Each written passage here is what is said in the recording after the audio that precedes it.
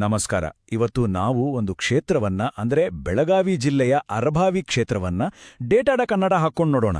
ಇಲ್ಲಿ ವ್ಯಕ್ತಿಗಳ ಬಗ್ಗೆ ಮಾತಾಡೋದು ನಮ್ಮ ಉದ್ದೇಶ ಅಲ್ಲ, ಬದಲಾಗಿ ಅಂಕಿಅಂಶಗಳು ಏನು ಹೇಳ್ತಾವೆ, ಆಡಳಿತದ ಸಿಸ್ಟಮ್ಸ್ ಹೇಗಿವೆ, ಮತ್ತೆ ಇದೆಲ್ಲ ಜನರ ಬದುಕಿನ ಮೇಲೆ ಹೇಗೆ ಪರಿಣಾಮ ಬೀರುತ್ತೆ ಅನ್ನೋದನ್ನ ಅರ್ಥ ಮಾಡ್ಕೊಡೋ ಪ್ರಯತ್ನ ಮಾಡೋಣ.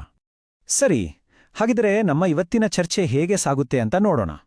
ಮೊದಲು ಆ ಕ್ಷೇತ್ರದ ನೆಲದ ವಾಸ್ತವ ಏನು ಅಂತ ಅರ್ಥ ಮಾಡ್ಕೊಳ್ಳೋಣ. ಆಮೇಲೆ ಡೇಟಾದಿಂದ ಸಿಗುವ 3 ಪ್ರಮುಖ ಸಿಗ್ನಲ್ಸ್ ಯಾವುವು ಅಂತ ನೋಡೋಣ. ಅದಾದ್ಮೇಲೆ ಈ ಚುನಾವಣಾ ಫಲಿತಾಂಶದ ಹಿಂದಿರುವ ಸಿಸ್ಟಮ್ ಅನ್ನ ಬಿಡಿಸಿ ನೋಡೋಣ. ಕೊನೆಗೆ ಒಂದು ಒಳ್ಳೆ ಆಡಳಿತಕ್ಕೆ ಬೇಕಾದ ಬ್ಲೂಪ್ರಿಂಟ್ ಏನು, ಅದನ್ನ ಜಾರಿಗೆ ತರೋದು ಹೇಗೆ, ಮತ್ತೆ ಇದರಿಂದ ನಾವು ಕಲಿಬೇಕಾದ ಪಾಠಗಳೇನು ಅಂತ ಚರ್ಚೆ ಮಾಡೋಣ. ಸರಿ, ಹಾಗಾದ್ರೆ ಬನ್ನಿ ನಮ್ಮ ವಿಶ್ಲೇಷಣೆಯನ್ನ ಶುರು ಮಾಡೋಣ. ಮೊದಲಿಗೆ ಕ್ಷೇತ್ರದ ಗ್ರೌಂಡ್ ರಿಯಾಲಿಟಿ ಏನಿದೆ ಅಂತ ಅರ್ಥ ಮಾಡ್ಕೊಳ್ಳೋಣ. ಯಾಕಂದ್ರೆ ಯಾವುದೇ ಸಮಸ್ಯೆಗೆ ಪರಿಹಾರ ಹುಡುಕೋಕು ಮುಂಚೆ ಅಲ್ಲಿನ ಜನರ ಬದುಕು ಹೇಗಿದೆ, ಅವರ ಸವಾಲುಗಳೇನು ಅಂತ ತಿಳಿದುಕೊಳ್ಳೋದು ಬಹಳ ಮುಖ್ಯ ಅಲ್ವಾ? ನೋಡಿ, ಅರಭಾವಿ ಕ್ಷೇತ್ರ ಇರೋದು ಕರ್ನಾಟಕದ ಬೆಳಗಾವಿ ಜಿಲ್ಲೆಯಲ್ಲಿ. ಇದೊಂದು ಬಹುತೇಕ ಗ್ರಾಮೀಣ ಪ್ರದೇಶ. ಸುಮಾರು 71 ಹಳ್ಳಿಗಳು ಜೊತೆಗೆ ಒಂದೇ ಒಂದು ಸಣ್ಣ ಪಟ್ಟಣ ಇಲ್ಲಿದೆ. ಹಾಗಾಗಿ ಇಲ್ಲಿನ ಜನರ ಬದುಕು, ಅವರ ಭವಿಷ್ಯ, ಅಷ್ಟೇ ಯಾಕೆ ರಾಜಕೀಯ ಕೂಡ, ಎಲ್ಲವೂ ಈ ಮಣ್ಣಿನ ಜೊತೆನೆ ಬೆರ್ತೋಗಿದೆ. ಈ ನಂಬರ್ ನೋಡಿ, 75% ಜನ ಹಳ್ಳಿಗಳಲ್ಲೇ ವಾಸ ಮಾಡ್ತಿದ್ದಾರೆ ಅಂದ್ರೆ ಏನರ್ಥ? ಇಲ್ಲಿನ ಆರ್ಥಿಕತೆ ಬೆನ್ನೆಲುಬು ಕೃಷಿ ಅನ್ನೋದು ಸ್ಪಷ್ಟ. ಜನರ ದಿನನಿತ್ಯದ ಬದುಕು ಭೂಮಿ, ನೀರು, ಮಳೆ, ಬೆಳೆಯನ್ನೇ ಅವಲಂಬಿಸಿದೆ. ಆದರೆ ಈ ಸರಳ ಸತ್ಯದ ಹಿಂದೆ ಸಾಕಷ್ಟು ದೊಡ್ಡ ಸವಾಲುಗಳು ಕೂಡ ಅಡಗಿವೆ. ಹಾಗಾದ್ರೆ ಇಲ್ಲಿನ ಮುಖ್ಯ ಅಭಿವೃದ್ಧಿ ಕೊರತೆಗಳು ಯಾವುವು? ಮೊದಲನೇದಾಗಿ ರಸ್ತೆಗಳು. PMGSY ಅಡಿಯಲ್ಲಿ ಎಲ್ಲಾ ಹಳ್ಳಿಗಳಿಗೂ ಎಲ್ಲಾ ಕಾಲದಲ್ಲೂ ಓಡಾಡೋಕ್ಕಾಗುವಂಥ ರಸ್ತೆ ಸಂಪರ್ಕ ಇನ್ನೂ ಪೂರ್ತಿಯಾಗಿಲ್ಲ. ಎರಡನೇದು ನೀರು. ಜಲಜೀವನ್ ಮಿಷನ್ ಅಡಿಯಲ್ಲಿ ಮನೆ ಮನೆಗೆ ನಲ್ಲಿ ನೀರು ತಲುಪಿಸೋ ಕೆಲಸ ಇನ್ನೂ ನಡೀತಾನೇ ಇದೆ. ಇನ್ನು ಮೂರನೇದು ಮತ್ತು ಬಹುಶಃ ಅತೀ ದೊಡ್ಡ ಸಮಸ್ಯೆ ಅಂದ್ರೆ ಉದ್ಯೋಗ. ಸ್ಥಳೀಯವಾಗಿ ಕೌಶಲ್ಯ ತರಬೇತಿ ಕೇಂದ್ರಗಳು ಇಲ್ಲದೇ ಇರೋದ್ರಿಂದ ಯುವಕರಲ್ಲಿ ನಿರುದ್ಯೋಗ ತುಂಬಾನೇ ಹೆಚ್ಚಾಗಿದೆ. ಇವು ಬರೀ ಪಾಯಿಂಟ್ಸ್ ಅಲ್ಲ, ಜನರ ದಿನನಿತ್ಯದ ಬದುಕಿನ ಕಷ್ಟಗಳು. ಸರಿ, ಇಲ್ಲಿವರೆಗೂ ನಾವು ಗ್ರೌಂಡ್ ರಿಯಾಲಿಟಿ ನೋಡಿದ್ವಿ. ಈಗ ಬನ್ನಿ ಚುನಾವಣಾ ಅಂಕಿಅಂಶಗಳನ್ನು ನೋಡೋಣ. ಈ ನಂಬರ್ಗಳ ಹಿಂದೆ ಅಡಗಿರುವ 3 ಪ್ರಮುಖ ಸಿಗ್ನಲ್ಗಳನ್ನು ನಾವು ಗುರುತಿಸಬೇಕಿದೆ. ಯಾಕಂದ್ರೆ ಇವು ಆ ಕ್ಷೇತ್ರದ ರಾಜಕೀಯದ ಒಳನೋಟವನ್ನು ನಮಗೆ ಸ್ಪಷ್ಟವಾಗಿ ಕಟ್ಟಿಕೊಡುತ್ತೆ. ಮೊದಲನೇ ಸಿಗ್ನಲ್, ಹಾಲಿ ಶಾಸಕರ ಶಕ್ತಿ ಹೆಚ್ಚಾಗ್ತಾ ಇದೆ. 2018ರ ಎಲೆಕ್ಷನ್ನಲ್ಲಿ ಬಿಜೆಪಿಗೆ ಸುಮಾರು 54% ವೋಟ್ ಶೇರ್ ಇತ್ತು. ಆದರೆ 2023ಕ್ಕೆ ಬರೋ ಅಷ್ಟರಲ್ಲಿ ಇದು 60%ಗೂ ಹೆಚ್ಚಾಗಿದೆ. ಅಂದ್ರೆ ವೋಟ್ ಶೇರ್ ಮಾತ್ರ ಅಲ್ಲ, ಗೆಲುವಿನ ಅಂತರ ಕೂಡ ದೊಡ್ಡದಾಗಿದೆ. ಇದರಿಂದ ಏನ್ ಗೊತ್ತಾಗುತ್ತೆ? ಅವರ ಬೆಂಬಲದ ನೆಲೆ ಗಟ್ಟಿಯಾಗಿದೆ ಅನ್ನೋದು ಸ್ಪಷ್ಟ. ಈಗ ಎರಡನೇ ಸಿಗ್ನಲ್, ಇದು ತುಂಬಾ ಇಂಟ್ರೆಸ್ಟಿಂಗ್. ಇದೊಂದು ರೀತಿ ವಿರೋಧಾಭಾಸ. ಒಂದು ಕಡೆ ನೋಡಿದ್ರೆ ಎಲೆಕ್ಷನ್ನಲ್ಲಿ ದೊಡ್ಡ ಮಟ್ಟದ ಗೆಲುವು, ಆದರೆ ಇನ್ನೊಂದು ಕಡೆ ಜನರ ಹತ್ರ ಹೋದ್ರೆ ಅಭಿವೃದ್ಧಿ ಬಗ್ಗೆ ಸಾಕಷ್ಟು ದೂರುಗಳಿವೆ, ಸಮಸ್ಯೆಗಳು ಜೀವಂತವಾಗಿವೆ. ಇದನ್ನೇ ನಾವು ಗ್ರೀವಿಯನ್ಸ್ ಪ್ಯಾರಾಡಾಕ್ಸ್ ಅಂತ ಕರೆಯೋದು. ಉದಾಹರಣೆಗೆ ಇಲ್ಲಿ ನೋಡಿ, ಕೌಜಲ್ಗಿ ಕಡೆ ಹೋದ್ರೆ ಜನ ರಸ್ತೆ ಸರಿಯಿಲ್ಲ, ನೀರಾವರಿ ಬೇಕು ಅಂತ ಕೇಳ್ತಾರೆ. ಅದೇ ಅರ್ಭಾವಿ ಟೌನ್ಗೆ ಬಂದ್ರೆ ಕುಡಿಯೋ ನೀರು, ಚರಂಡಿ ಸಮಸ್ಯೆ ಅಂತಾರೆ. ಧೂಪ್ದಾಳ ಕುನ್ನೂರ್ ಕಡೆ ಹೈವೇ ಲಿಂಕ್ ರೋಡ್ ಆಗಿಲ್ಲ, ಹುಡುಗರಿಗೆ ಸ್ಕಿಲ್ ಟ್ರೈನಿಂಗ್ ಬೇಕು ಅನ್ನೋದು ದೊಡ್ಡ ಬೇಡಿಕೆ. ಲೋಳಸೂರ್ ಕಡೆ ಒಳ್ಳೆ ಶಾಲೆಗಳು ಬೇಕು, ಪೆನ್ಷನ್ ಸರಿಯಾಗಿ ಸಿಗ್ಬೇಕು ಅಂತ ಜನ ಹೇಳ್ತಾರೆ. ಸೊ ಪ್ರತಿಯೊಂದು ದೂರು ಕೂಡ ಆ ಪ್ಯಾರಾಡಾಕ್ಸ್ನ ನಿಜವಾದ ಮುಖವನ್ನ ನಮಗೆ ತೋರಿಸುತ್ತೆ. ಇನ್ನು ಮೂರನೇ ಸಿಗ್ನಲ್, ವಿರೋಧ ಪಕ್ಷಗಳ ವೋಟ್ ಬ್ಯಾಂಕ್ ಸಂಪೂರ್ಣವಾಗಿ ಚದರಿ ಹೋಗಿದೆ.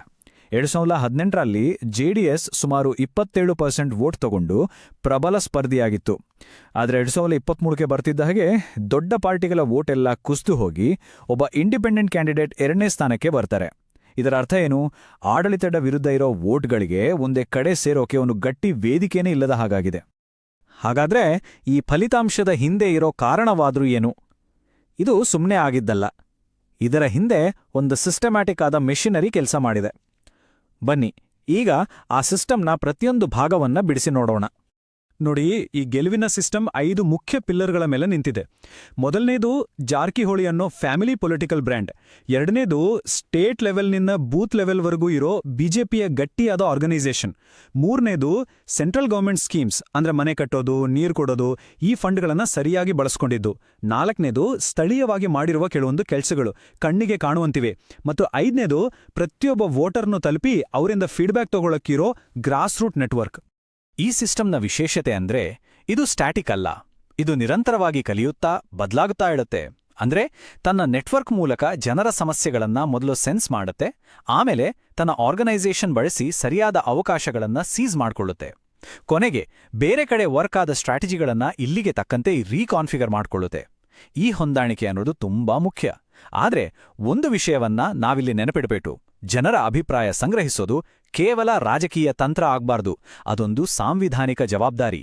ಪ್ರತಿಯೊಬ್ಬ ವ್ಯಕ್ತಿಯ ಘನತೆಯನ್ನ ಗೌರವಿಸಿ ಮಾಹಿತಿಪೂರ್ವ ಸಾರ್ವಜನಿಕ ಸಂವಾದಕ್ಕೆ ಅವಕಾಶ ಮಾಡಿಕೊಡೋದೇ ಉತ್ತಮ ಆಡಳಿತದ ಮೂಲ ಲಕ್ಷಣ. ಸರಿ, ಇಲ್ಲಿಯವರೆಗೂ ನಾವು ಸಮಸ್ಯೆಯ ವಿಶ್ಲೇಷಣೆ ಮಾಡಿದ್ವಿ. ಈಗ ಪರಿಹಾರದ ಕಡೆಗೆ ಹೋಗೋಣ.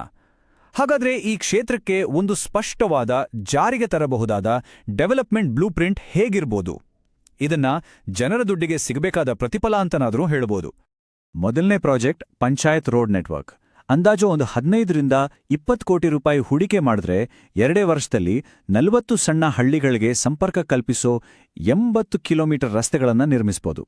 ಇದರ ನಿಜವಾದ ಲಾಭ ಅಂದ್ರೆ ರಿಟರ್ನ್ ಆನ್ ಇನ್ವೆಸ್ಟ್ಮೆಂಟ್ ಹಣದಲ್ಲಿಲ್ಲ, ಬದಲಾಗಿ ಜನರ ಓಡಾಟದ ಸಮಯ 30% ಕಮ್ಮಿಯಾಗುತ್ತೆ, ಮಕ್ಕಳು ಶಾಲೆಗೋಗೋದು 15% ಹೆಚ್ಚಾಗುತ್ತೆ. ಇದು ನಿಜವಾದ ಲಾಭ.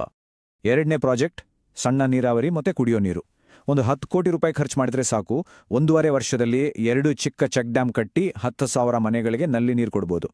ಇದರಿಂದ ಏನಾಗುತ್ತೆ? 200 ಎಕರೆ ಜಮೀನಿಗೆ ನೀರು ಸಿಗುತ್ತೆ, ಜನರ ಆರೋಗ್ಯ ಚೆನ್ನಾಗಿರುತ್ತೆ. ಅದಕ್ಕಿಂತ ಮುಖ್ಯವಾಗಿ ನೀರು ತರ್ಲಿಕ್ಕೆ ಹೋಗ್ತಿದ್ದ ಹೆಣ್ಮಕ್ಕಳ ಸಮಯ ಉಳಿಯುತ್ತೆ.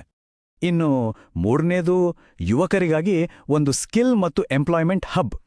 ಸುಮಾರು 8 ಕೋಟಿ ರೂಪಾಯಿ ಹೂಡಿಕೆ ಮಾಡಿದ್ರೆ ವರ್ಷಕ್ಕೆ 600 ಯುವಕರಿಗೆ ಮಾಡರ್ನ್ ಟ್ರೇಡ್ಸಲ್ಲಿ ಟ್ರೈನಿಂಗ್ ಕೊಡೋ ಸೆಂಟರ್ ಶುರು ಮಾಡ್ಬೋದು. ಇದರ ನೇರ ಲಾಭ ಏನು? ಪ್ಲೇಸ್ಮೆಂಟ್ ಫೇರ್ ಮೂಲಕ ವರ್ಷಕ್ಕೆ ಕನಿಷ್ಠ 300 ಜನರಿಗೆ ಕೆಲಸ ಸಿಗುತ್ತೆ. ಇದು ನಿರುದ್ಯೋಗದ ಸಮಸ್ಯೆಗೆ ಬುಡಕ್ಕೆ ಕೈ ಹಾಕಿದ ಹಾಗೆ. ಹೌದು, ಪ್ಲಾನ್ ಮಾಡೋದು ಸುಲಭ, ಆದ್ರೆ ಈ ಪ್ಲಾನ್ಗಳನ್ನ ಕಾಗದದಿಂದ ಜನರ ಮನೆ ಬಾಗಿಲಿಗೆ ತಲುಪಿಸೋದು ಹೇಗೆ? ಈ ಬ್ಲೂಪ್ರಿಂಟ್ನ ನಿಜವಾಗಿಯೂ ಜಾರಿಗೆ ತರೋದು ಹೇಗೆ? ಇದಕ್ಕೆ 2 ದಾರಿಗಳಿವೆ. ಒಂದು, ಈಗಾಗಲೇ ಇರೋ ಗೌರ್ಮೆಂಟ್ ಸ್ಕೀಮ್ಸ್ ಏನಿದೆ, ಜಲಜೀವನ್, PM ಆವಾಸ್, ನರೇಗಾ, ಇವಕ್ಕೆಲ್ಲ ವೇಗ ಕೊಡೋದು. ಎರಡನೇದು, ಮತ್ತು ಇದು ತುಂಬಾನೇ ಮುಖ್ಯ, ಈ ಯೋಜನೆಗಳು ಜನರಿಗೆ ಸರಿಯಾಗಿ ತಲುಪ್ತಾ ಇಲ್ವಾ ಅಂತ ನೋಡಕ್ಕೆ ಈಗಾಗಲೇ ಇರೋ ಗಟ್ಟಿಯಾದ ಆರ್ಗನೈಸೇಷನಲ್ ನೆಟ್ವರ್ಕ್ ಅನ್ನ ಬಳಸ್ಕೊಡೋದು. ಬೂತ್ ಕಮಿಟಿಗಳು, ವಾಟ್ಸ್ಆಪ್ ಗ್ರೂಪ್ಗಳು, ಯೂತ್ ವಿಂಗ್, ಮಹಿಳಾ ವಿಂಗ್, ಇವುಗಳ ಮೂಲಕ ಜನರ ಜೊತೆ ಕಾಂಟ್ಯಾಕ್ಟ್ನಲ್ಲಿದ್ರೆ, ಫೀಡ್ಬ್ಯಾಕ್ ತಗೊಳ್ತಾ ಇದ್ರೆ ಯೋಜನೆಗಳು ದಾರಿ ತಪ್ಪೋ ಚಾನ್ಸೇ ಇರಲ್ಲ. ಸರಿ, ಈಗ ನಾವು ನಮ್ಮ ಈ ವಿಶ್ಲೇಷಣೆಯ ಕೊನೆಯ ಭಾಗಕ್ಕೆ ಬಂದಿದ್ದೇವೆ. ಇಲ್ಲಿ ನಾವು ಕಲಿತ ಮುಖ್ಯ ಪಾಠಗಳೇನು ಮತ್ತು ಆಡಳಿತದ ನಿಜವಾದ ಗುರಿ ಏನಾಗಿರಬೇಕು ಅನ್ನೋದನ್ನ ಒಟ್ಟಿಗೆ ನೋಡೋಣ. ಒಂದು ಮಾತಿದೆ, ದೊಡ್ಡ ಜನಾದೇಶ ಅನ್ನೋದು ಕಿರೀಟ ಅಲ್ಲ, ಅದೊಂದು ಜವಾಬ್ದಾರಿ. ಎಲೆಕ್ಷನ್ನಲ್ಲಿ ಸಿಕ್ಕ ದೊಡ್ಡ ಗೆಲುವು ಜನರ ಮೂಲಭೂತ ಅವಶ್ಯಕತೆಗಳನ್ನ ಪೂರೈಸೋ ದೊಡ್ಡ ಜವಾಬ್ದಾರಿಯನ್ನು ಜೊತೆಗೆ ತಂದಿರುತ್ತೆ. ಆದ್ರೆ ಈ ಡೇಟಾ ಕೆಲವು ಸ್ಪಷ್ಟ ಎಚ್ಚರಿಕೆಗಳನ್ನು ಕೂಡ ಕೊಡುತ್ತೆ. ಮೊದಲನೇದು ವೆಲ್ಫೇರ್ ಫಟೀಗ್. ಅಂದ್ರೆ ಜನರಿಗೆ ಸೌಲಭ್ಯಗಳು ಸಿಗ್ತಾ ಅದನ್ನ ತಮ್ಮ ಹಕ್ಕು ಅಂತ ಭಾವಿಸ್ತಾರೆ, ಅದೊಂದು ದೊಡ್ಡ ವಿಷಯ ಅನ್ಸಲ್ಲ, ಅವರ ನಿರೀಕ್ಷೆಗಳು ಇನ್ನೂ ಹೆಚ್ಚಾಡುತ್ತೆ. ಎರಡನೇದು ರಸ್ತೆ, ನೀರು, ಕೆಲಸ, ಈ ಥರದ ಮೂಲಭೂತ ಸಮಸ್ಯೆಗಳು ಬಗೆಹರಿಯದೆ ಹೋದ್ರೆ ಜನರ ಅಸಮಾಧಾನ ದಿನೇ ದಿನೇ ಜಾಸ್ತಿಯಾಗುತ್ತೆ. ಇನ್ನು ಮೂರನೇದು ಟ್ರಸ್ಟ್, ಅಂದ್ರೆ ನಂಬಿಕೆ. ಜನರ ಜೊತೆ ಸಂವಹನ ಮಾಡುವಾಗ ಅವರ ವೈಯಕ್ತಿಕ ಮಾಹಿತಿಯನ್ನ ಹೇಗೆ ಬಳಸಲಾಗುತ್ತೆ ಅನ್ನೋದರಲ್ಲಿ ಪಾರದರ್ಶಕತೆ ಇರಬೇಕು. ಭಾರತದ ಕಾನೂನಿನ ಚೌಕಟ್ಟಿನಲ್ಲಿ ಅವರ ಒಪ್ಪಿಗೆ ಪಡೆದು ಖಾಸಗಿತನವನ್ನು ಗೌರವಿಸೋದ್ರಿಂದ ಮಾತ್ರ ದೀರ್ಘಕಾಲದ ನಂಬಿಕೆಯನ್ನ ಕಟ್ಟೋಕೆ ಸಾಧ್ಯ.